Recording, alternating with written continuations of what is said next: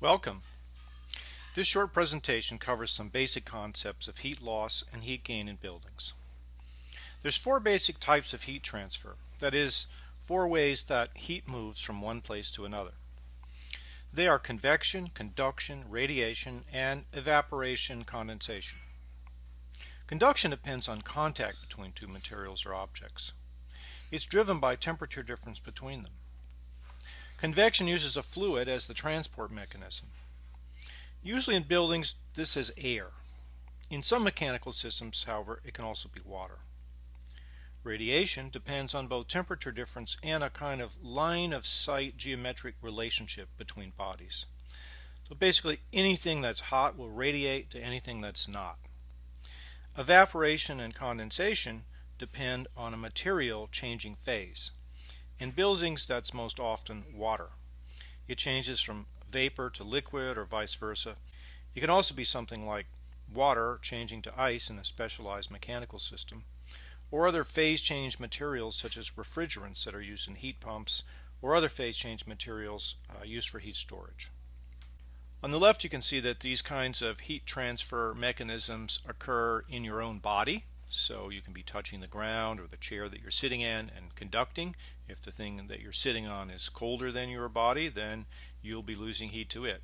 If it's warmer than your body, say you're sitting on a stone bench that's been in the sun all afternoon, then you will be being warmed by that thing that you're sitting on. The convection can be air moving across your body and either removing heat or adding heat.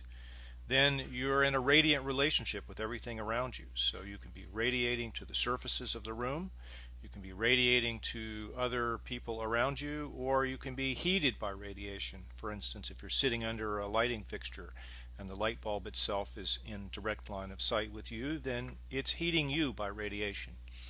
You also sweat and evaporate perspiration, and that has a cooling effect, and so on and so forth. And these same kinds of processes are present in buildings, as indicated on the right. So the building is in a conductive relationship with the ground and also with the air around it. So we're losing heat or gaining heat across the assemblies of the floors, the walls, and the roofs. We're in a radiant relationship with both the sun and the sky, and also with all other objects in the field of view of the building. And then the wind itself and the air moving around the building can be either adding heat to the building or more often removing heat from the building in the winter. And then of course as the rain falls and the ground gets wet and it evaporates moisture, then you're also having a cooling effect on the area around the building. Could also be the rain or intentionally introduced water on the roof surface evaporating to cool the surfaces of the building.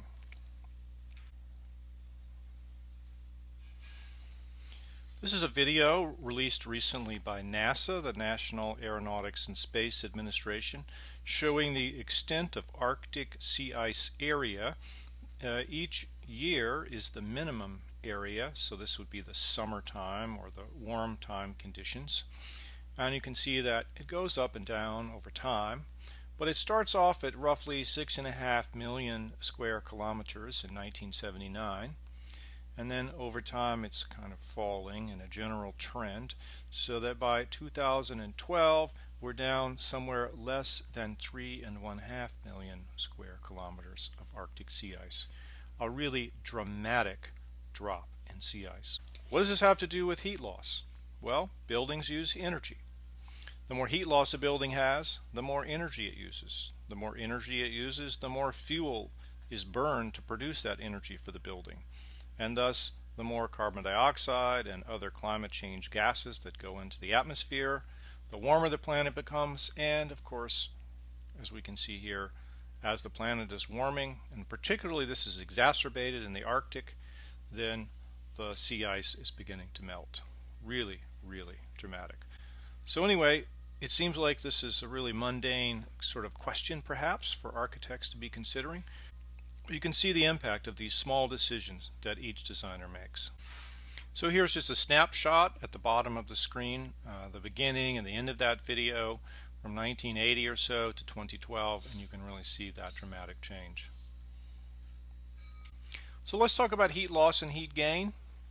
First of all, we'll talk about heat flow by conduction.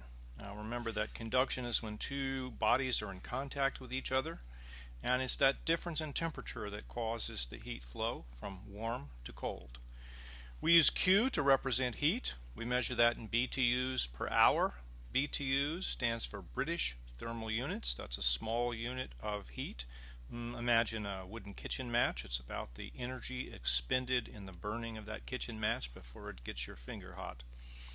So Q, or the total heat flow, is equal to U A delta T. That is the U factor times the area times the difference in temperature.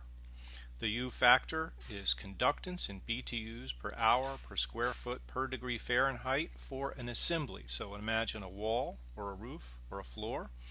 You take all of the materials and put them together, and it has a certain heat flow that's allowed to move through that set of materials. So imagine that we're talking as a U factor about BTUs per hour. That is how many British thermal units are moving through that assembly in 1 hour. If we look at 1 square foot, so it's how many units of energy are moving through that 1 square foot, when the difference in temperature is 1 degree from one side of the assembly to the other. So it's a unit of heat flow. The area is the area of the assembly. In this case, we'll do that in square feet. So let's say we have 500 square feet of wall area. That would be 500 square feet for the A. And the temperature difference, that's between inside and outside. Inside is going to be whatever your room temperature is. Outside will be whatever the temperature outside is. So that might be cold in the winter, it might be warm in the summer.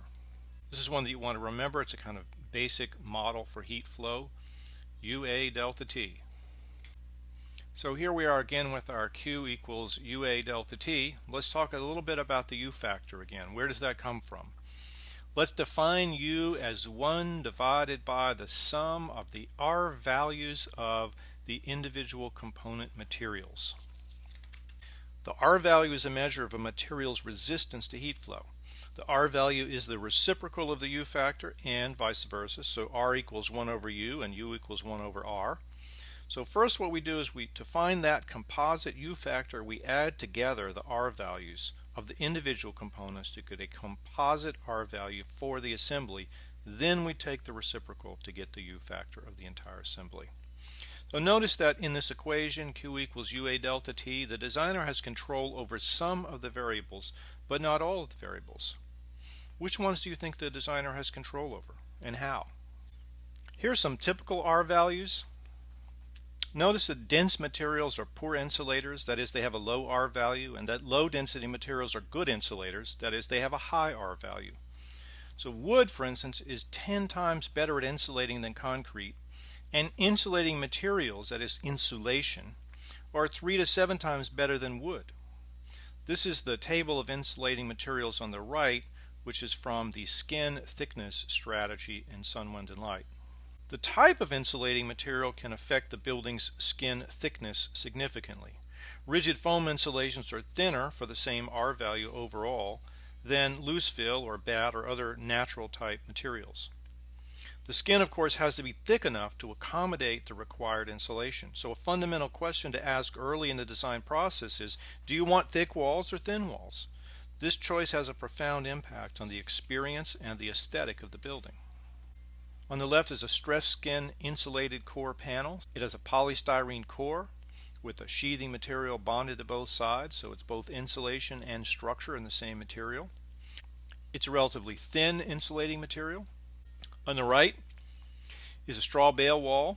It's a very thick wall. It's a fairly low density material, and it can be structural or non-structural. Now there are a few strategies for where to place the insulation depending on the type of construction. So here's 4 different scenarios. There certainly can be more.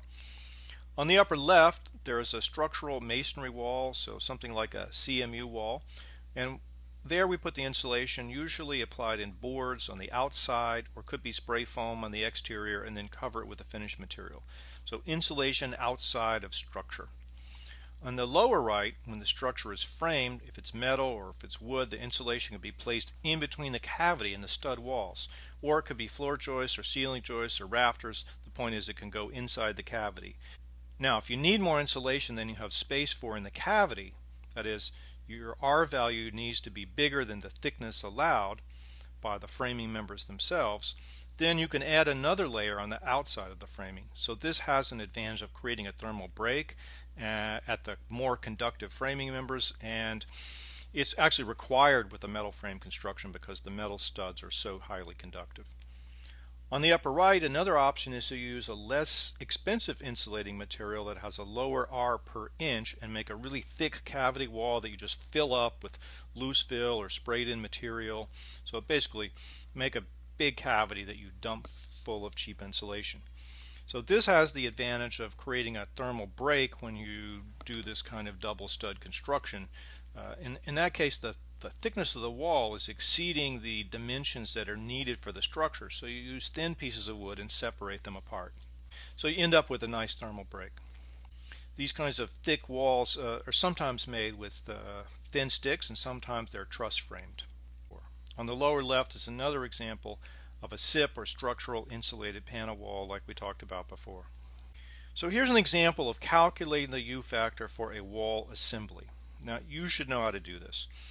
Every architect should have the map of this in their mind. The R values can be found from many sources, from online and from manufacturers. When finding the U value of a framed assembly, calculate the U at the framing and between the framing, and then find the weighted U based on the relative proportions of their surface area. In this case, you can see there are two different sums for the R value, one between the frame and the other at the framing. So if we just go through this quickly, there's an outside surface film that has a conductance, in this case 0.17 based on a 15 mile per hour wind. There's wood siding, relatively low R value of 0.87. Sheathing, 1.32. Fiberglass insulation, which does not occur at the framing, the wood goes all the way through, and the fiberglass occurs between the framing. Let's say that's 5.5 inches for about a 17.3 R value. The 2x6 studs do not occur between the frame, but do occur at the framing, and you can see they're roughly about 1 per inch, so 6.9 for the total. Then we have gypsum wallboard on the inside, 0.45 in both cases, and an inside surface film resistance of 0.68. So we get a total of R20.8 between the frame and R10.4 at the framing. Now let's look at the U value of that total assembly. So like I said before, we take the weighted average. So the total assembly R value then is equal to 1 divided by the assembly U value. How do we get the assembly U value? We take the U at the studs times the percentage of the projected area for that construction plus the U value of the cavity times the percentage of that area projected onto the surface. So let's say we're doing framing at 24 inches on center. That's 1.5 inches for each 24 inches. That's about 6% of the actual area. Now if we include corners and extra studs that happen at window jambs and so forth, we're up to about 10% typically. So let's take the U average for the overall wall construction and say that's 0.048, that's the U value between the framing, times 0.9 or 90% of the surface area, plus 0.096, that's the U value for the R at the framing, times 0.1, that's 10% wood, equals a 0.053 U factor for the entire construction. If we take the reciprocal for that, we can see that that is about an R19 wall. Not too bad. So let's now take our wall assembly U and find the conductive heat loss for a 500 square foot section of wall. So we take our basic heat loss equation for conduction, that's Q equals UA delta T. We have our composite U factor of 0.053, and if we assume that the area is 500 square feet and that the temperature difference is based on 68 degrees inside temperature and 20 degrees outside for a cool winter temperature, that's a 48 degree temperature difference. So then our heat flow, or Q, is equal to 0.053 U factor times 550 square feet of area times 48 degrees temperature difference, or 1399 BTUs per hour. So if we were to do this for all of the assemblies throughout the building, we could get a total heat loss coefficient or total heat loss rate for the entire building. So how do we know what is too much heat loss? If you calculate the heat loss for the walls, the roofs, the floors, and the windows, and you added in the heat loss from air leaks and ventilation to get a total heat loss rate for the building, then that rate could be compared to the heat loss criteria that's shown here. This table can be found in the total heat loss and heat gain analysis technique in Sun, Wind, and Light. The criteria, as you might see, is more stringent for colder climates than for warmer ones. So if you live in a cold climate of, let's say, greater than 7,000 degree days, that's very cold, upper latitudes in Montana and Minnesota, you're looking at 3.6 for a passive solar building, or if you're in Miami, 7.6. So you allow much greater rate of heat loss because the temperature differences are so much less in the southern hot climates than in the northern cool climates. We measure the severity of the heating climate by its annual degree days. The annual heating degree days for a climate is a published value for each city. Knoxville, for example, has about 4,000 heating degree days measured to a base temperature of 65 degrees Fahrenheit. So if we look at the row for 3,000 to 5,000 degree days, that would be the row for Knoxville. If we were looking at a conventional building with no passive solar heating, our criteria would be 7 BTUs per degree day. If we were looking at a passive solar building, and we're all going to be doing those, right, then it's a 5.6. And the difference there is that the solar building is considered exclusive of the solar wall, which is going to be a net heat gainer. So we're taking account for that in some way, and also when we look at solar savings fraction, that will come back into the picture. So remember that degree days for an individual day is equal to a base temperature minus the average daily temperature. So for example, for degree days 65, that is 65 is the base temperature, let's say it's 45 degrees outside, 65 minus 45 is 20 degree days for that day. If we then do that calculation for every day during the heating season, that is every day when the average temperature is less than 65 degrees, then we get the total heating degree days for the season. If we add all those up, that gives us a pretty good measure of the severity of the heating climate. The skin thickness strategy has a table of recommended insulation levels for each climate zone. A detailed example is given in the heat loss video, so it's just here to remind you.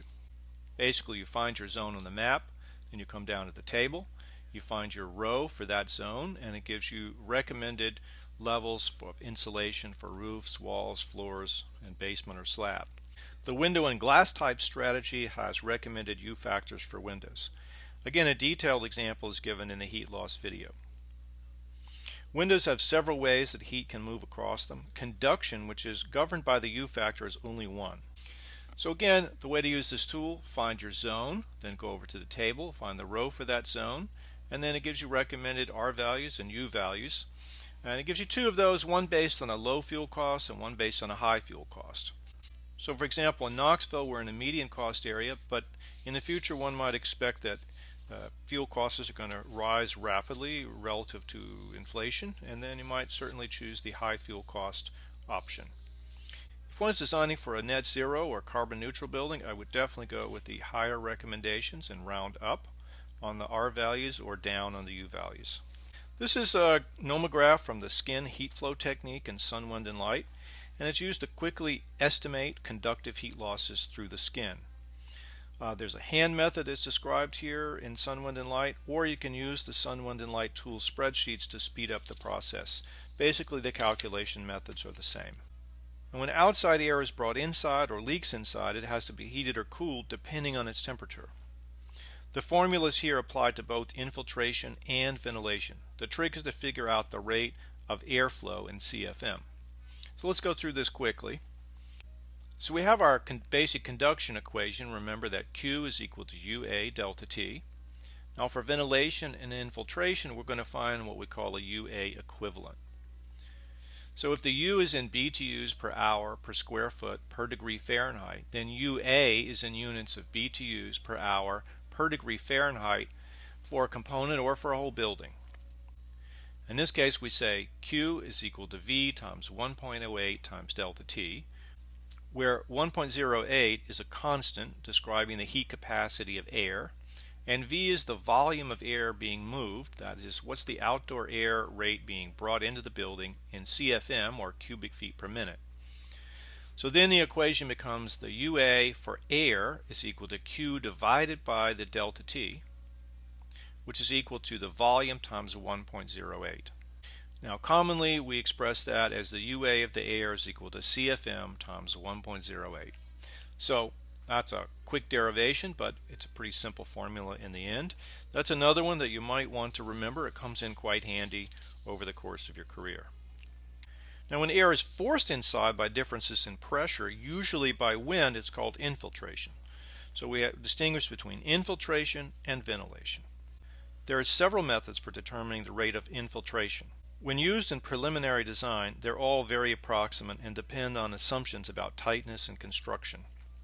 Now, in preliminary design, you're not actually detailing the construction, so it's very approximate. Sun, Wind, and Light uses a quick table based on rates of air changes that decrease with construction tightness, and that's what you see here. So here's your basic heat flow equation for heat flow by infiltration, and we'll skip down and say that we'll use this equation at the bottom. UA by infiltration is equal to 0.018 times the building volume measured in cubic feet times the air changes per hour, where the volume is the interior conditioned volume and the ACH, or air changes per hour, is the fresh air rate. Now, at least for my course, these are things you're not going to have to calculate or remember. They're built into the calculation methods in the spreadsheets and the quick methods in Sun, Wind, and Light, where you can extract the data off of a table. The point is to try to speed up the process so that it becomes useful in schematic design. So we've looked at heat flow by infiltration. Now, just so you know, here's the equation for heat flow by ventilation. Again, you can look at the derivation if you like. Pause the video. I'll just skip to the bottom and say that the UA for ventilation is again the same constant, 0.018, this time multiplied by the CFM per person required, times the number of people occupying the zone or the building that you're analyzing. So remember that the code is going to require a certain rate of fresh air to be supplied per person, and this depends on the occupancy, and then of course the total depends on the number of people present in the building. With ventilation, the heat transfer can also be significantly reduced by using a heat exchanger. Sun, Wind, and Light pre-calculates the heat transfer by ventilation on this table from the analysis technique infiltration or ventilation, gain or loss. Once the rates of heat loss through the skin, the heat loss from infiltration, and the heat loss from ventilation are known, we can find the total heat loss rate for the building. Since we're finding a rate of heat loss per degree of temperature difference, we're ignoring this delta T factor in the Q equals UA delta T equation. Thus, we're simply using UA, or U times A. For ventilation, we use, as we discussed earlier, a UA equivalent in the same units, that is BTUs per hour per degree Fahrenheit. When we add the three UAs together, we get a total UA for the building. We can then compare this UA to the heat loss criteria that we found earlier by converting it to the same units of BTUs per degree day per square foot. So here's the example. The conservation criteria. We're going to find the UA total for the building and compare it to the heat loss criteria. So the UA total is the UA for conduction plus the UA for infiltration plus the UA for ventilation.